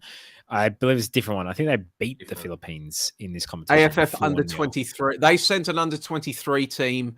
The Matilda sent an under 23 team to the senior AFF championships, and that's the tournament in which they lost to the Philippines. There we go. Anything to add other than congratulations to the team? We're all very proud of them. To this, guys? All good here. All good. All right, cool. Well, let's move on as well, just on this, to the Joeys losing to Cambodia. Again, haven't watched the game, so don't really personally want to comment too much on, what went wrong, or I don't know what the situation is. I've been on holidays. I just got back, go easy on me.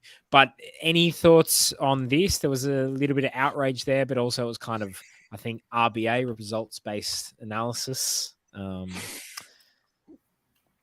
the reports I'm seeing, they had a lot of possession, just no end product in the final third, which kind of feels like the Aussie DNA against these lower-ranked Asian sides in competition. So, yeah, like with should we briefly, for the people that aren't aware, the qualifiers that have been added to this performance is that they didn't have a coach with them. The coach that was going to take them tested positive for COVID when they landed. These boys haven't trained together for years. Thanks to COVID, they basically met each other for the first time 2 weeks ago and played together, and all of that sort of jazz. So those are some of the qualifiers that have been put on.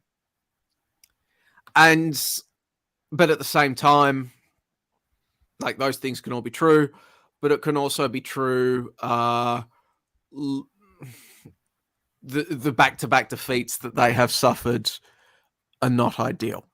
Maybe one aberration, back-to-back defeats, they're not ideal. Having said that, these are a bunch of 15, 16-year-old kids. Yeah. You can't write them off yet. And especially when they're at this age, when they're 15, 16-year-olds, the analysis, I feel, should always center on what put them in this position rather than the kids themselves. The analysis needs to be what put them in this position. How did we arrive at this point? What were the adults doing? What were the adults around this team doing? That goes for coaching, that goes for selections, that goes for the people that implement the things that they learn, everything like that. That needs to be the focus. I don't, to be a lot of people's credit, a lot of people haven't been blaming the kids, but just to reinforce that, these players are 15, 16, I think maybe one's 14.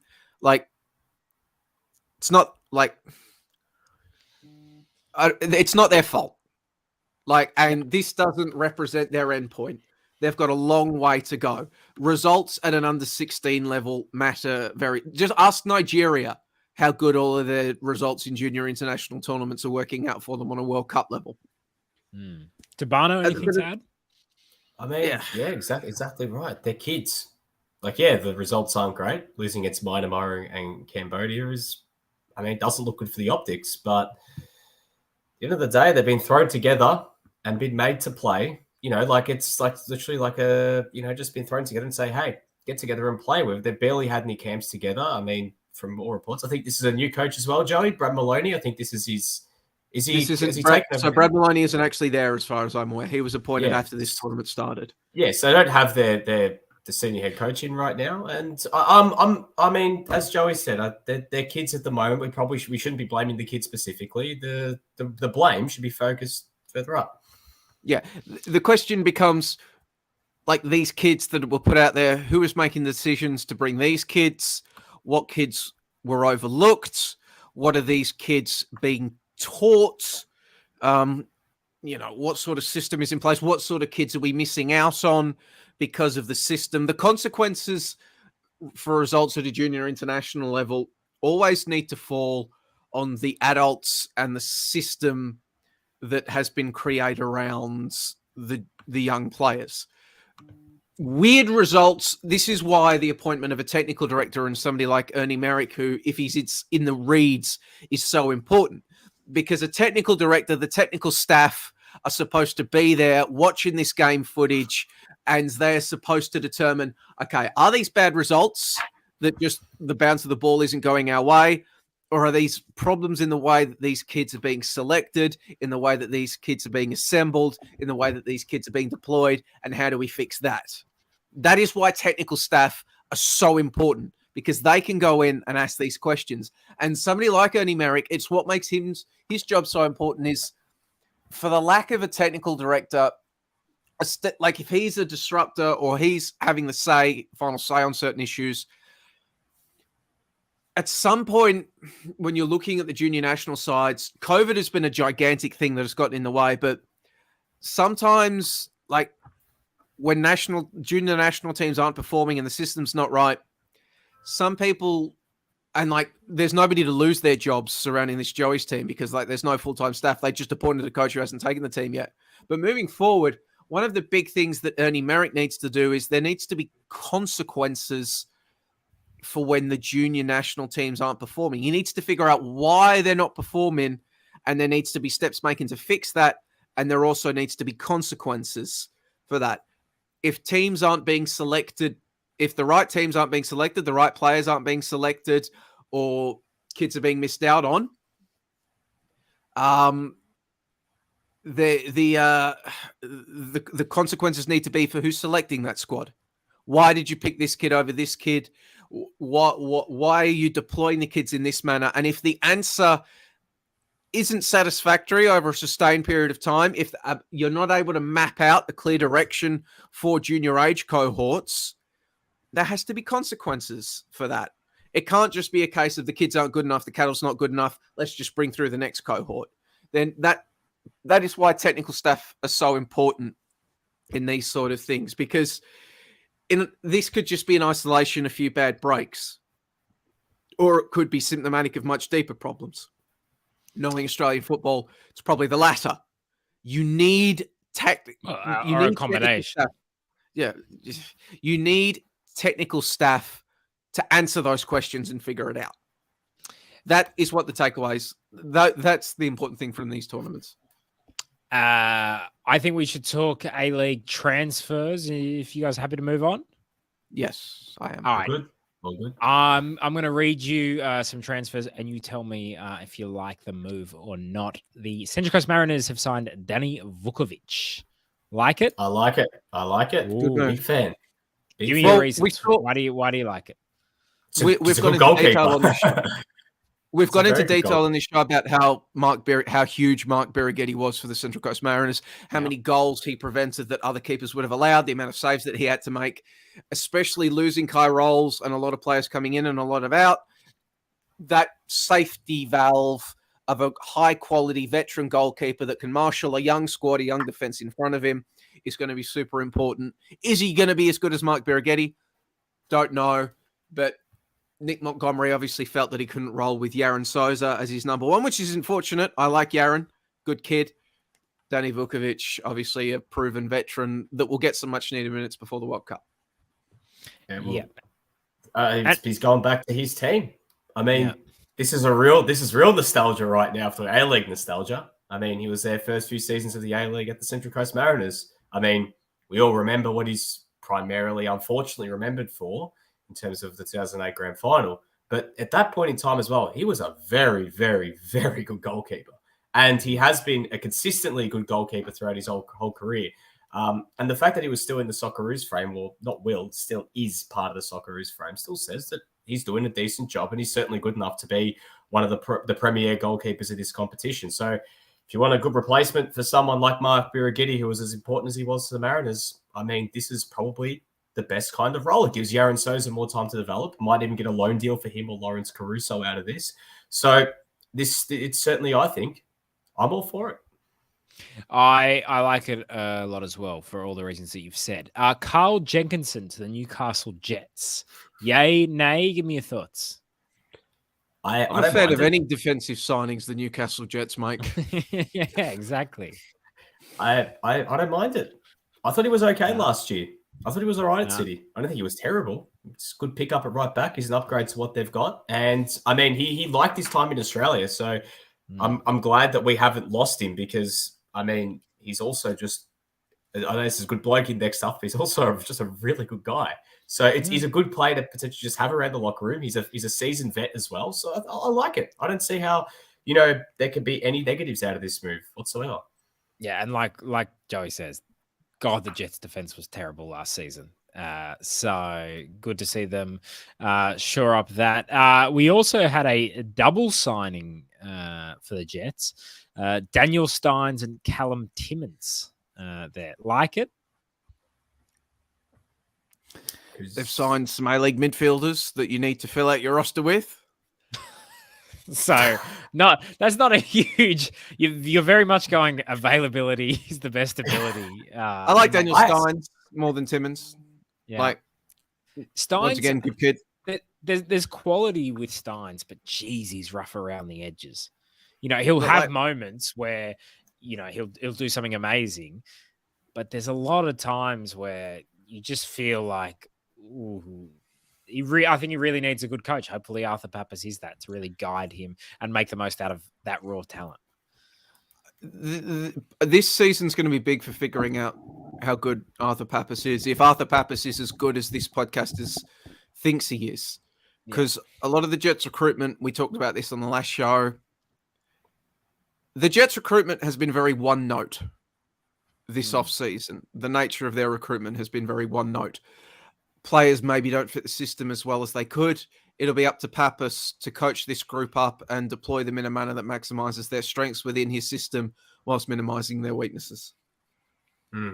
I actually really think Papas could get the best out of Daniel Steins. I think he's a perfect kind of coach to potentially get the best out of a creative player like Steins, who has shown glimpses of potential and could potentially fill a role playing a bit further up as one of the, as potentially as a 10, or if he's looking to play, one of the double pivot a bit further up and, let O'Neill kind of just sit in there and, let Steins get forward. I mean, Callum Timmins is okay depth in that position. I think, he's not terrible. I think he's all right. I mean, he had some moments at Perth, but he's a very similar player to Brandon O'Neill. Like, if you want to retain possession, Callum Timmins is your guy, but is he going to be transformative? I think the jury's still out on that. So Daniel Steins, I like it a lot. I think he can really develop under Pappas and become quite a handy player.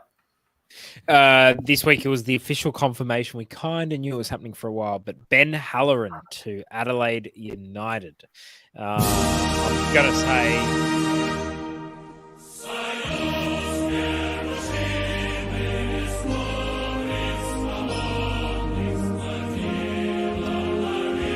It's Can we lower background that, music. please? Look over. Probably lower that, best to lower this guy. don't worry. Just maybe Good. not That the was timing. from. If anyone's wondering what the hell happened there, that was Joey who decided to play communist propaganda music in the middle there and didn't fade it out slowly either. So some terrible production values from Joey there. But Joey, can you explain why you're playing communist music on a ESPN Soviet podcast? Union national anthem on the podcast. One, because it's not going to get us copyright claims because you can't copyright claim a national anthem. Two, because it's the Marxist professor. It's Ben Halloran. He looks like a Marxist professor at a university course. Comrade Halloran is back wearing red in the A-League men. He looks less like a communist now. When he had the longer hair, it was more, and the bushy beard, it was more. Adelaide leaned into it as well with their announcement post about him being a Marxist professor as well with the graphic design. Didn't mind it. I mean, from purely football standpoint, awesome signing. Awesome signing. I think this is you know what? Like I think he could be a player that might take Adelaide, beyond a semi-final appearance. I think he's that good. I think last year lost a lot when he went out of the team. And I think as much as Bernardo showed a bit, I know that Zach Clough looked pretty decent at Australia Cup game against the Jets. I think Ben Halloran is that guy that can really take us to that next level. And he offers so much on that right-hand side. So I am really excited to see how this plays out. I think it's a great bit of business for them. The Homer Legend asks if there's been an update on Newcastle's ownership. It's been so long now. I believe there was an American consortium that was interested a while back, but no, I haven't heard anything for a while. No, You guys heard anything? No, nothing new. Well, look, the Jets are box office. Hopefully someone wants to buy the box office. Look, guys, I think that's pretty much it for this week. Unless there's the people's questions, this is the time to get it in. Yeah, quick go on. one. Quick one. I wanted to touch on these rumors because you brought it up in the group chat yesterday about it. And I think it's only apt that we may as well touch on it. Because you said that you saw a rumor that Aiden Hrustic is off to Serie A.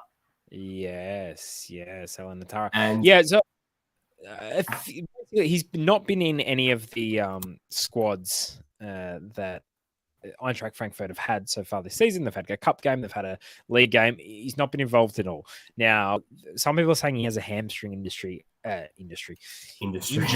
Sorry, I'm still jet lagged from Europe. I haven't really seen that reported anywhere. I don't know where that has come from, the hamstring injury.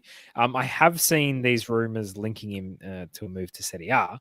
So, look, obviously I would prefer him to stay with Frankfurt. They're in the Champions League this year. Salernitana were battling relegation last season.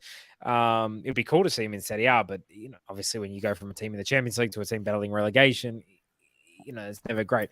But he wasn't a regular starter with Frankfurt. So if he could be a regular starter somewhere, that would be fantastic. He's my favorite. He will play at Salernitana, I can tell you that, and he will get licensed at Salernitana because he will be their guy. Their midfield is not great. I mean, putting it bluntly. He'll be playing with Frank Ribery, which is pretty cool because he's obviously the captain of Salernitana. I mean, you mentioned it, Stoll. He's been playing for a team that is battling relegation that survived last season on this incredible, run from nowhere under Davide Nicola, who's almost just known as the survival expert in Serie A. He's done it twice now with teams in those similar positions. But in terms of minutes, in terms of testing himself in a good league, I'm all for it. I think, honestly, even if he's only there for a season, say Salernitana go down, but he plays really well, his stocks are still going to go up because he's playing every week. He's playing in Serie A. He's getting his name out there.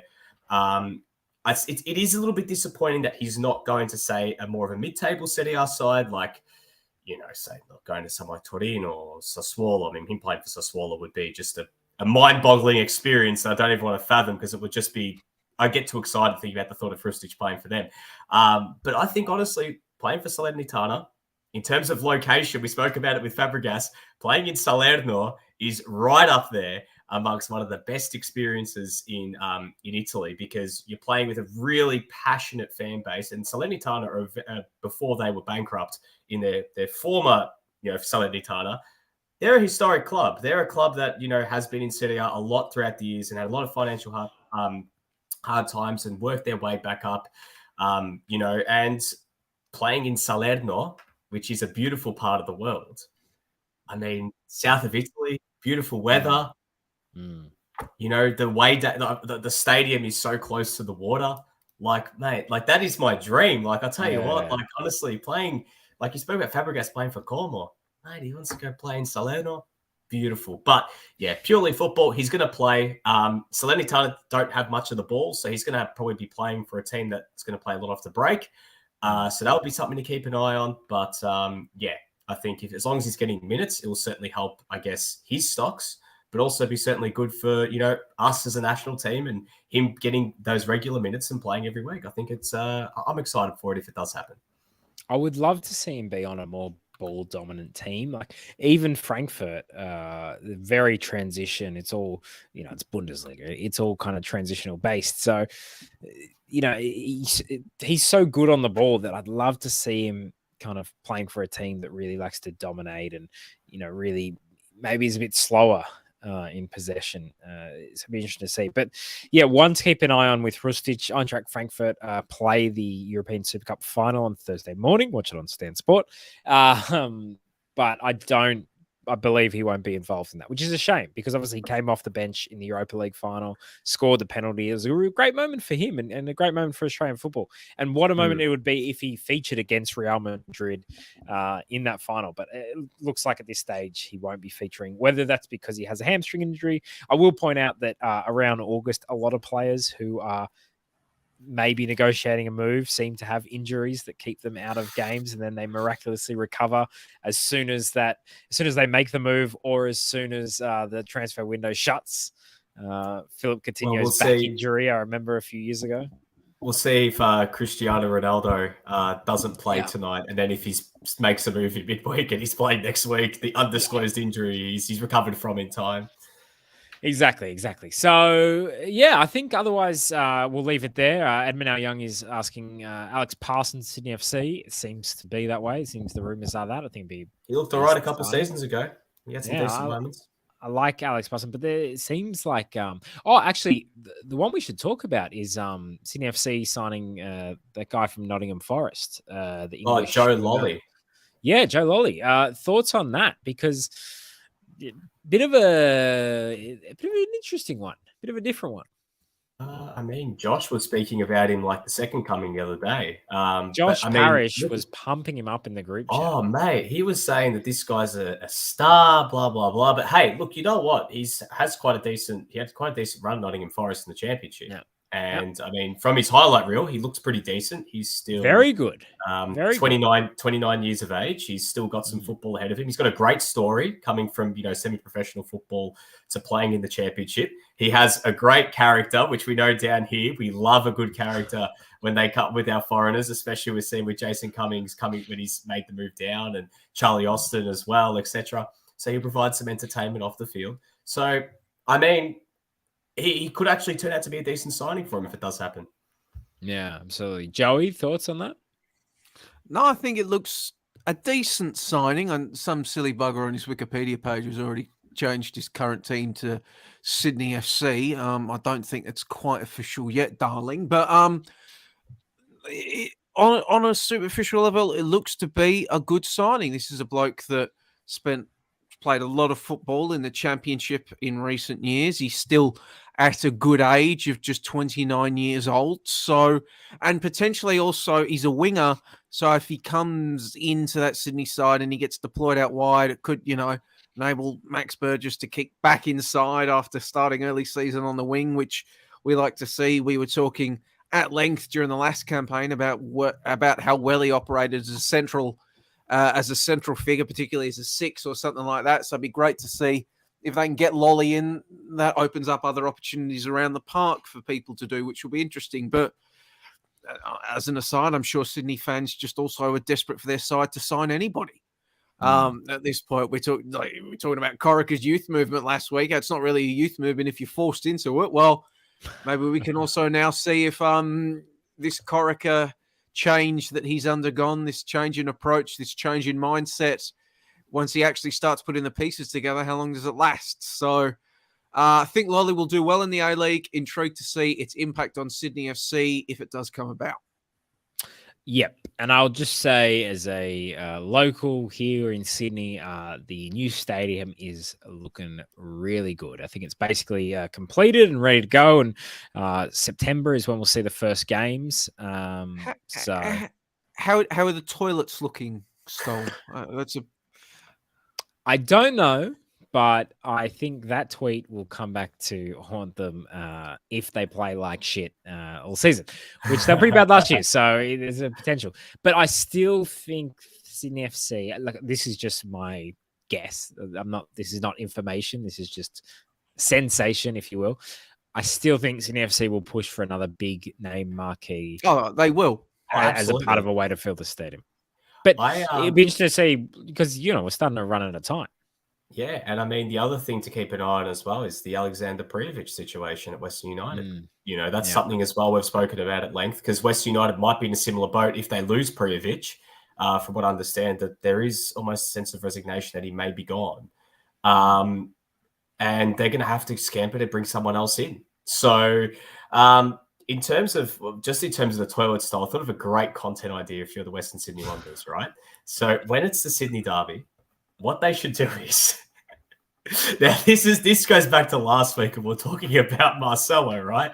Now, Marcelo had his farting and laughing, thing. They got to do something around the toilets at SFS and Marcelo farting and laughing. I think it'd just be hilarious. Yeah, I reckon you got to get on that. I still. Yeah, this is why you're not in comms, Nick Debano. No, Debano, that's good shit. Don't worry, don't listen. Yeah, you know what? Say, Joey, I have some support. All right, like stop you've got the bloke that advocated for the national team coach to wear a giant mask. You're in real great company here. Do you know I've heard some feedback, Joey? There's so many people turning around saying, why was Joey so triggered by it when they knew Stoll was taking the piss? Like, why was Joey so triggered? I'm like, mate, I don't know. Did you not remember how tired and ruined I was from that show? Yes, I do. One thing I'll say is that wouldn't it be better than, rather than appointing Ernie Merrick, if they just said, we have the disruptor, and he turned up at like every game, like the Stig, kind of in his disruptor uniform, just watching on. And every time the Socceroos lost, it just cut to the disruptor going like, What would be the costume? Would it be like a big trench coat with like a wide brimmed hat, but you just don't see their face, and then eventually they build up to like, a big Socceroos or Matildas game. It's like the face revealed. I think it's like, if you can remember in The Simpsons, the episode where they ban alcohol in the town, and there's Rex Banner, and he's kind of smoking in the corner like that. That's what I think the disruptor needs to kind of look like. Yeah, a kind of Rex Banner type thing. Guys, do you have anything to plug this week? Is there anything to look forward to from you guys? Joey? I'll have something in ESPN at some point, probably. Mike, if you're watching, commission me for something. As it's funny, Joey, because literally, like yesterday when I was down in Geelong, the Code Sports' Daniel Cherney actually asked me, he says, "Who is Joey writing for these days?" And I actually said, "Who isn't Joey writing for right now?" So there you go. That's a Joey's cheap plugs in the AFL media box. Yeah, if you want to go to the AFL website, go check out my 9 things we learned from the weekend about Geelong St Kilda and read the match report. That's all I've got at the moment. And also, genuine point, NPL Victoria podcast this week, full review coming out of the Doherty Cup final, as well as looking ahead to a massive second last weekend in NPL Victoria down here with the finals race, the relegation battle, but also the promotion race in from NPL 2 into NPL 1 with myself and Lockie Flanagan. So I'll be on FNR on Tuesday. So keep an eye out for that and on the socials. So looking forward to getting into that. We'll touch on, if you want to find out a little bit more about those teams left in the Australia Cup as well, that's the place to be. Yes, so check it out. Check that out. That'll be really, really good. Tune in next week. We'll be back same time, Sunday, 7:30. We'll be talking about all the Australia Cup games. There's a couple of Australia Cup games actually on that night. So we'll review all that. That'll be very exciting. Probably talk more A-League transfers, and we'll talk about whatever else is happening. But we'll have Vince Rigari on as he. Well, if he sticks to his word. That's it. We'll have Vince Rigari on, replacing Ante Jukic, who is still holding out for a Champions League level. And will we have Josh podcast. Parrish? That's the question. No Tika Parrish. Ante Jukic is holding out for a transfer to the Gagan pod. Yeah. Yeah. So, look, guys, thanks so much for joining us, watching the thing. And we're just like, as we always say, thanks and success as we play out the final closing segment. Thanks, success. We'll see you next week.